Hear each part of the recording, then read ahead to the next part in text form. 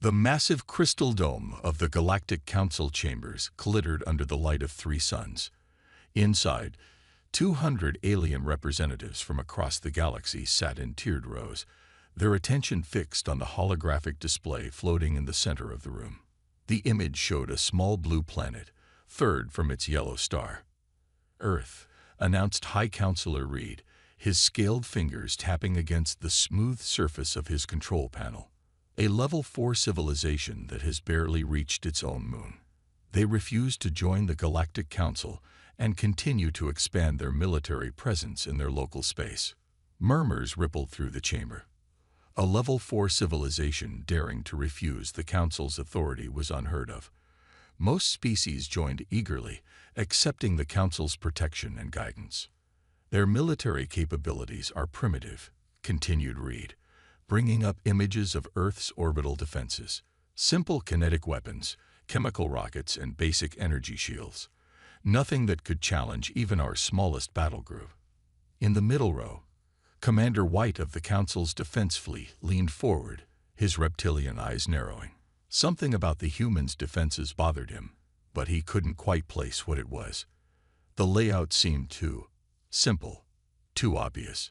I propose we send Battle Group 7 to establish our presence in their system, Reed said. A simple show of force should bring them to their senses. The Council members nodded in agreement. It was the standard approach. Demonstrate overwhelming power and watch the primitive civilization scramble to join their ranks. It had worked countless times before. But as the vote was about to begin, White stood up. High Counselor, if I may speak. Reed gestured for him to continue, though his expression showed mild annoyance at the interruption. Something about their defensive positions doesn't make sense, White said, pointing to the hologram.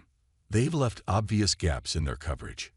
Their satellites follow predictable patterns. It's almost as if what, Commander? Reed asked, his voice carrying a hint of impatience. As if they want us to attack those positions, White finished.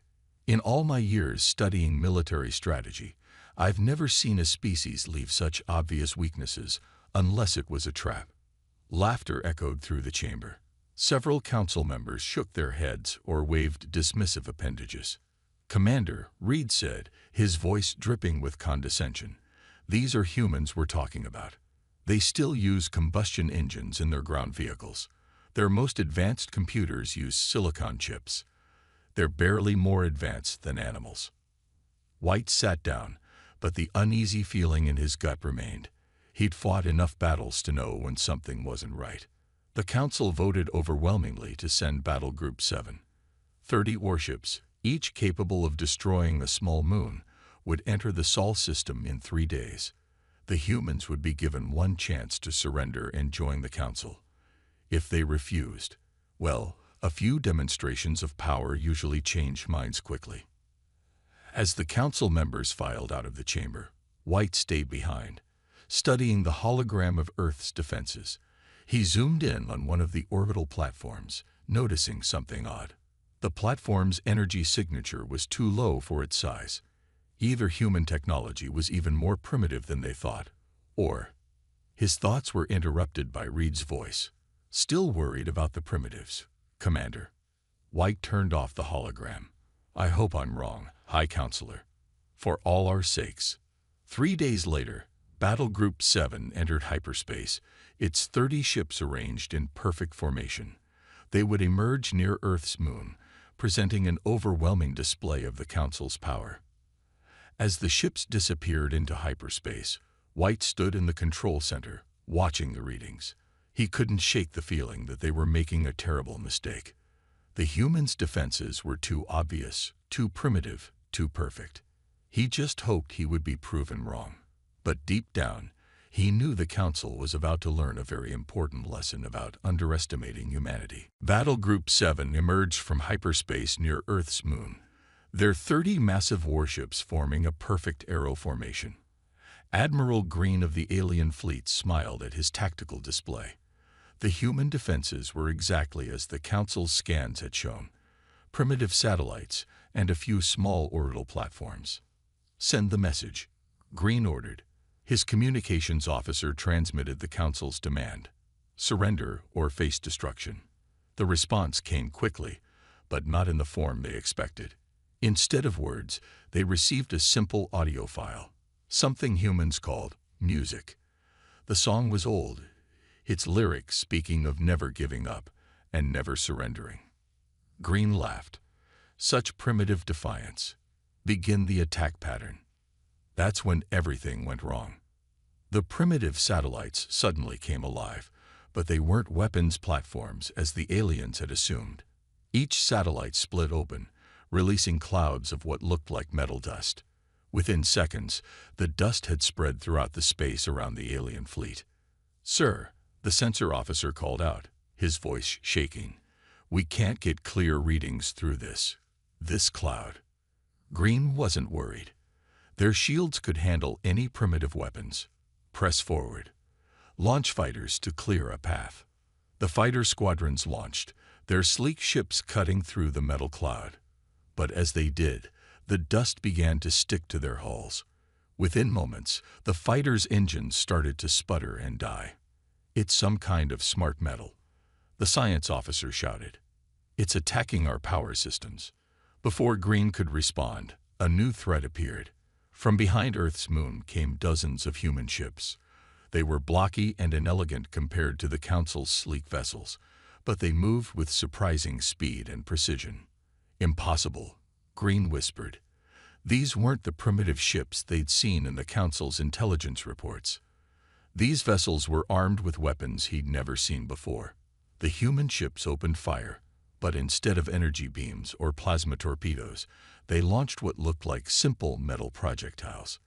The aliens laughed until they saw what happened next. The projectiles, traveling at incredible speeds, carried warheads that split apart just before impact. Each warhead released hundreds of smaller projectiles, all targeted at specific weak points in the alien shields. The Council's advanced energy barriers, designed to stop energy weapons, struggled to handle the simple kinetic force. "Sir," the tactical officer screamed. "Their weapons, they're not trying to destroy our ships. They're targeting our sensor arrays and weapon systems." Green watched in horror as his perfectly organized fleet fell into chaos. The human ships moved in complex patterns, using the moon's gravity to slingshot themselves into unexpected attack positions. They fought like no species he'd ever seen, combining simple physics with clever tactics. "Launch our second wave of fighters," Green ordered desperately. "We can't, sir. That metal dust has sealed our launch bays. We're being systematically disabled." A new message came through their communications system. The voice was calm, professional, and spoke in perfect Council standard language. "This is Admiral Jones of the Earth Defense Force. Your ships have been disabled using our first-generation space warfare tactics. Please note that we have deliberately avoided causing casualties. This is your only warning. Leave Earth space, or we will be forced to demonstrate our second-generation capabilities." Green looked at his tactical display in disbelief. 10 of his ships had lost all power. 5 more had their weapons disabled. The rest were being systematically picked apart by the human vessels, which seemed to anticipate every counter-move his fleet tried to make. "Sir," his second-in-command said quietly, "we should withdraw. We can't fight what we don't understand." As Green gave the retreat order, he couldn't help but wonder what other surprises these humans had waiting. They had defeated his advanced fleet using simple physics, smart dust, and kinetic weapons. If these were their first-generation tactics, what could their second-generation weapons do? The battle group limped back into hyperspace, leaving behind a very clear message. Humanity was not to be underestimated. The Galactic Council was not happy. After their space fleet's embarrassing defeat, they decided to try something different. If humans were clever in space, surely they would be weaker on the ground. The Council chose Earth's moon as their first target. "Send in the ground forces," ordered General Stone, watching from his command ship safely hidden behind Mars. "Show these humans how real warriors fight." 10,000 of the Council's best soldiers landed on the moon's dark side. They wore powered armor that could crush tanks and carried weapons that could melt steel. Their orders were simple: capture the human moon base.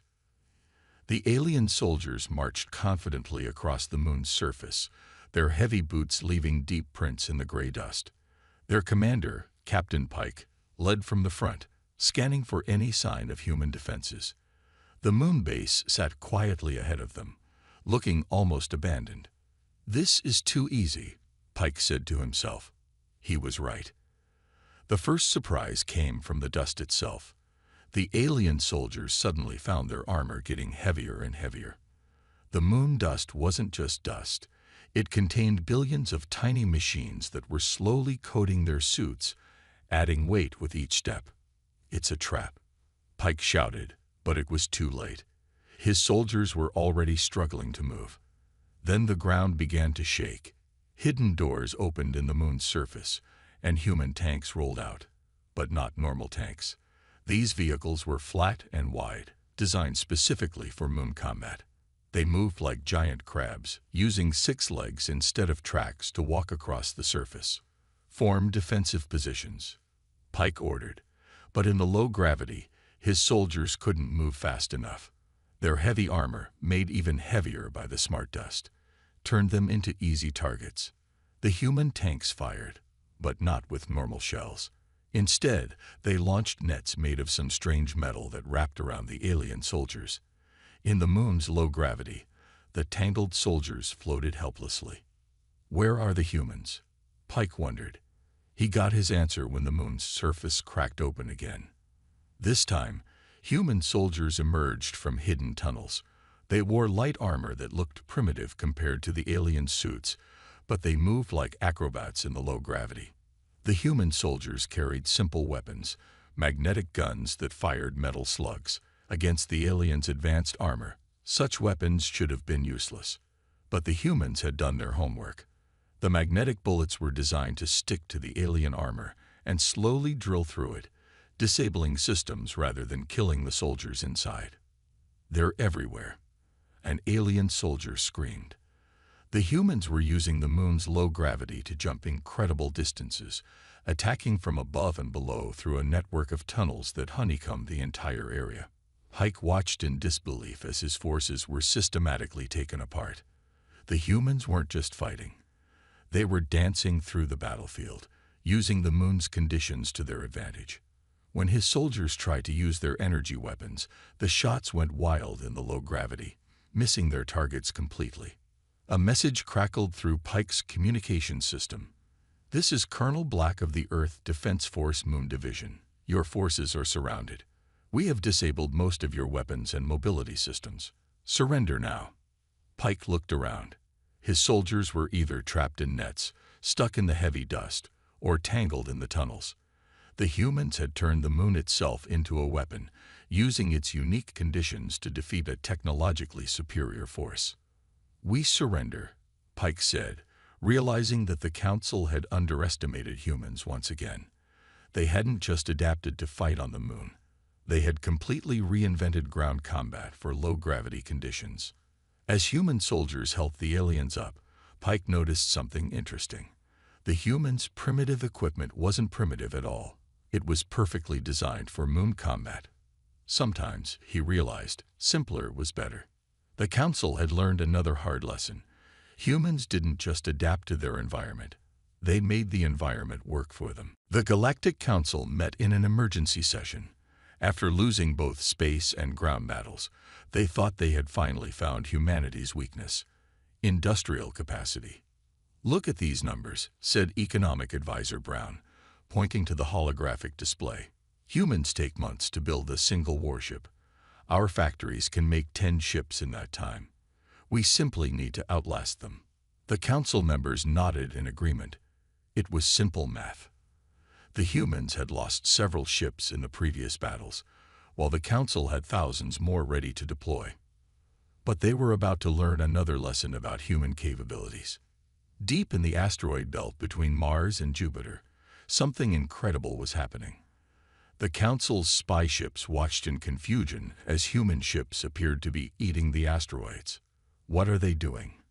asked Fleet Commander Davis, studying the strange readings. Those aren't mining ships we've seen before. He was right. The humans had deployed what they called factory ships, massive vessels that looked ugly and simple on the outside. But inside each one was a complete automated manufacturing facility. The council watched in growing horror as the truth became clear. The humans weren't just mining the asteroids, they were turning them directly into warships. Each factory ship would attach itself to an asteroid, and within weeks, a new warship would emerge. Impossible, Brown shouted, watching the feeds. Their primitive technology can't work that fast. But it could. The humans had done something the Council had never considered. Instead of building beautiful, complex ships like the Council did, humans made simple, effective vessels. Their ships weren't pretty, but they worked perfectly for their needs. "Sir," a junior analyst reported, "we've detected more factory ships near Saturn's rings. They're using the ice and minerals there to make fuel and ammunition." The council chamber erupted in chaos. This went against everything they knew about shipbuilding. Ships were supposed to be built in proper shipyards, not thrown together in space like some kind of cosmic construction site. Then came the worst news of all. "High Council," said Intelligence Officer Hall, his voice shaking. "We've confirmed that Earth's asteroid belt contains enough material to build over 1 million ships." The room fell silent. The Council's entire fleet numbered only 50,000 ships. But the humans weren't done surprising them. New reports came in showing that Earth itself had transformed. Every car factory now made tank parts. Every computer factory now made military electronics. Even toy factories had been converted to make small drones. "This is their true power," said Commander White, the same officer who had warned them about underestimating humans. "They don't build things like we do. They adapt. They improvise. They overcome." The Council watched in stunned silence as more human ships emerged from the asteroid belt. They weren't identical like Council ships. Each one was slightly different, built from whatever materials were available. But they all worked together perfectly, like pieces of a giant puzzle. "And there's something else," White continued. "Look at their production methods. They're not just building ships. They're improving them. Each new vessel has upgrades based on what they learned in previous battles." The Council had always taken pride in their perfect, standardized manufacturing. But humans had shown them a different way. They built fast, learned faster, and adapted fastest. Brown looked at his economic projections again and made a frightening discovery. At their current rate of production, the humans would match the Council's fleet size in just 6 months. "We thought their industry was primitive," White said quietly, "but we were wrong. They don't build things the way we do because they found a better way. They don't make ships in yards because the whole solar system is their factory." The Council had learned yet another lesson. Never judge a civilization's capabilities by their methods alone. The Galactic Council thought they had finally found a battlefield where humans couldn't possibly compete: cyberspace. After all, Council computers used quantum processors and light-based circuits, while humans still used primitive silicon chips. "Their computer systems are laughably simple," said Tech Director Mills, addressing the Council. "Our quantum AI can break their best encryption in seconds. We'll shut down their entire defense network." The Council launched their cyber attack with complete confidence. Their most advanced AI systems began attacking Earth's military networks. At first, everything went according to plan. Then something strange happened. "Sir," a tech officer called out, "we're getting weird responses from their systems. They're sending us cat pictures." Mills stared at his screens in confusion. Instead of finding military secrets, their AI was being flooded with what humans called memes, simple pictures with text that made no logical sense. But this was just the beginning. While the Council's AI was distracted by the flood of random data, human hackers had already slipped into their systems. They didn't try to break the quantum encryption. They simply looked for old-fashioned passwords and maintenance backdoors. "Alert!" another officer shouted. Someone is broadcasting human music through all our communication channels. The Council's comm systems were suddenly filled with something humans called rickrolling, an ancient form of musical warfare that their historians would later describe as particularly devious. Mills watched in horror as more systems began failing. The humans weren't attacking their advanced technology directly. They were finding simple weaknesses that nobody had thought to protect. How are they doing this? He demanded. Their technology is centuries behind ours. The answer came from an unexpected source. A message appeared on his screen, sent from Earth's cyber command. Dear Council, while you were busy building quantum computers, we were learning how to break simple systems. Your advanced technology is impressive, but you forgot about the basics. P.S. Your main password shouldn't be Galactic Council 123. The Council's cyber experts had never seen anything like it. The humans used old technology in ways no one had imagined. They created computer viruses that could evolve and adapt. They used artificial intelligence not to break encryption, but to think like hackers. Sir, reported Security Chief Turner, the humans aren't trying to destroy our systems. They're teaching our computers to tell jokes. It got worse. Human hackers found ways to make council ships play dance music through their warning systems. They reprogrammed maintenance robots to draw smiley faces on ship hulls. They even managed to make the council's main battle computer play something called Pong. Stop them, Mills ordered. But how do you stop an enemy that turns your own systems into entertainment? The final blow came when the humans demonstrated their real capability. In one coordinated action, they took control of every coffee maker on every council ship. The machines would now only dispense decaf. This is barbaric, Mills exclaimed. But he had to admit it was clever. How can you fight a war when you can't even get proper coffee? The Council's tech experts gathered for an emergency meeting. They had discovered something unexpected about human cyber warfare. Humans didn't just attack systems, they turned them into weapons of mass disruption. We built perfect systems, Mills said, watching his own screen display a dancing cat gif he couldn't remove.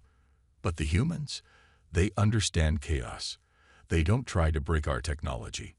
They make it do things it was never supposed to do. The Council had learned another crucial lesson. Sometimes the simplest technology, used creatively, could defeat the most advanced systems. As council ships struggled with their coffee makers and dancing robots, the humans sent one final message. Imagine what we could do if we actually wanted to cause damage. The Galactic Council decided to occupy one of Earth's colony worlds, thinking that humans couldn't defend a planet so far from their home. They chose New Eden, a farming colony with only 10,000 settlers. Surely this would be an easy victory. General Rivers of the Council forces landed with 50,000 troops. His soldiers quickly took control of the main city, setting up their base in the center of town. Everything seemed quiet, too quiet. Sir, reported Lieutenant Ford, there's no resistance. The humans are just farming. Rivers should have remembered an old human saying, appearances can be deceiving. The trouble started small. Supply trucks began disappearing on routine runs. Patrol vehicles would return with their engines filled with a sticky substance that locals called maple syrup. Communication arrays would mysteriously stop working, only to be found covered in honey from nearby bee farms. These are just farmers, Rivers insisted. They can't fight trained soldiers. Then the attacks began. Not big battles like the Council expected, but hundreds of tiny problems that drove his soldiers crazy. Every morning, they'd wake up to find their vehicles had been moved slightly to the left. All of them. Every single one. How are they doing this? Rivers demanded. We have guards everywhere. The answer came when they finally caught one of the farmers in action. The human wasn't using advanced technology or weapons. Instead, they found ropes, pulleys, and something called skateboards, simple tools used in clever ways. Sir, Ford reported, the locals say they learned these tricks from something called Home Alone movies. They claim it's Entertainment. Rivers couldn't believe it. His advanced army was being defeated by farming tools and children's movies. But it got worse. The human settlers had turned their entire colony into one giant trap. Grain silos were actually disguised bunkers. Irrigation pipes formed a secret transport network. Even the cows were part of the resistance, each one fitted with a small device that disrupted council sensors. They're not just farmers, realized Rivers. They're all special forces in disguise. He was half right. The settlers were normal humans who had been trained in something called guerrilla warfare. They didn't fight like soldiers. They fought like clever children playing the world's most elaborate prank. Council troops would find their boots filled with quick-growing seeds. Sensor arrays would be blocked by strategically placed scarecrows. Attack dogs would get distracted by automatic tennis ball launchers. This isn't warfare, Rivers complained. This is humans having fun, his second-in-command finished.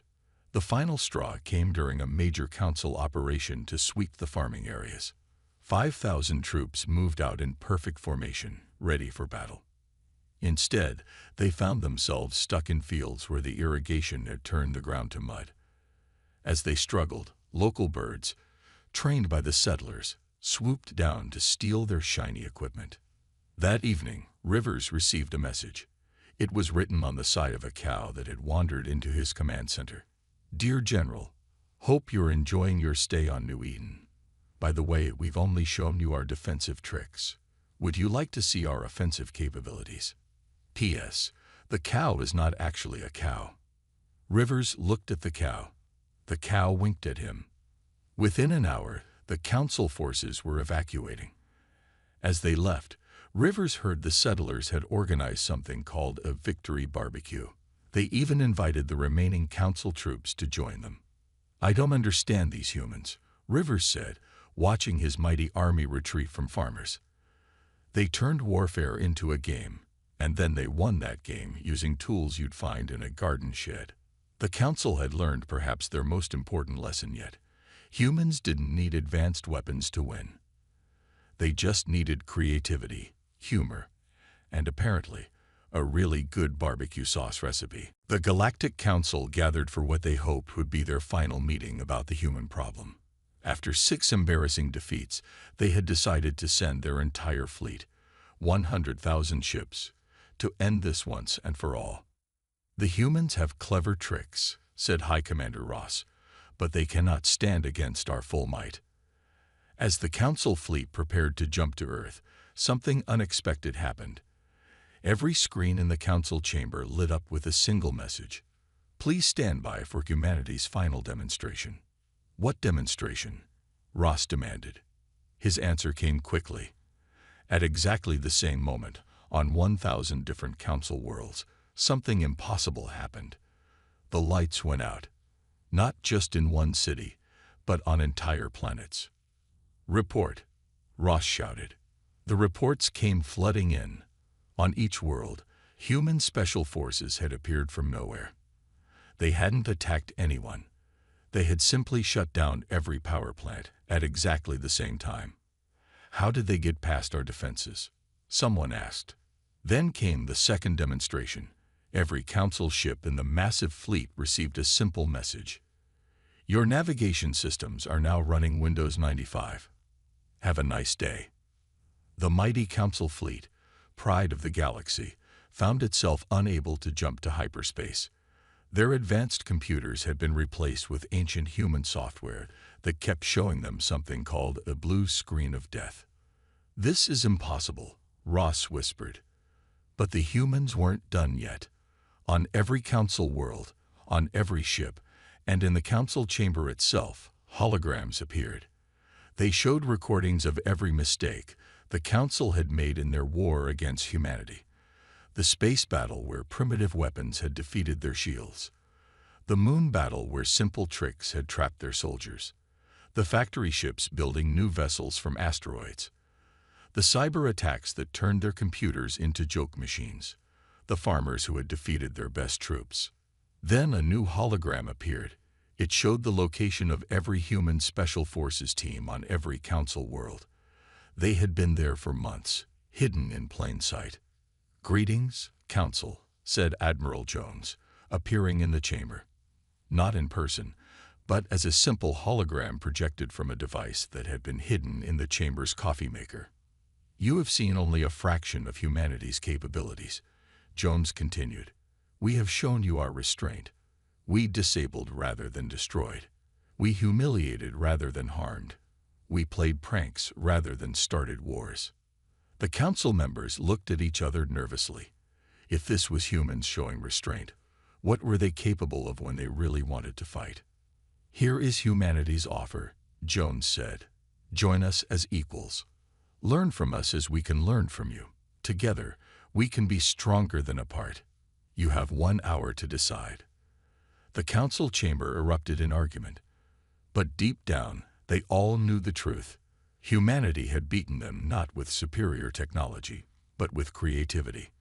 Not with bigger weapons, but with smarter tactics. Not with cruelty, but with cleverness. "We accept your offer," Ross finally said. Jones smiled. "Excellent choice. Now, as a show of good faith, we'll restore your power plants, unlock your ships, and remove all the silly programs we installed. Oh, and we'll stop making your coffee machines serve only decaf." As systems across the galaxy returned to normal, the Council had one final question. "How did you do all this?" "That's simple," Jones replied. "You built your civilization like a perfect machine. Everything standardized, everything following rules. But humans? We're chaos engineers. We break rules to make things work better. We find solutions no one else would think of, because everyone else is too busy following the manual." The war was over. But more importantly, the galaxy had learned an important lesson. Never underestimate a species that can turn defeat into victory, jokes into weapons, and chaos into their greatest strength. As the council members left the chamber, they heard human laughter coming from their communication systems. They weren't even mad anymore. They were just glad humans were finally on their side.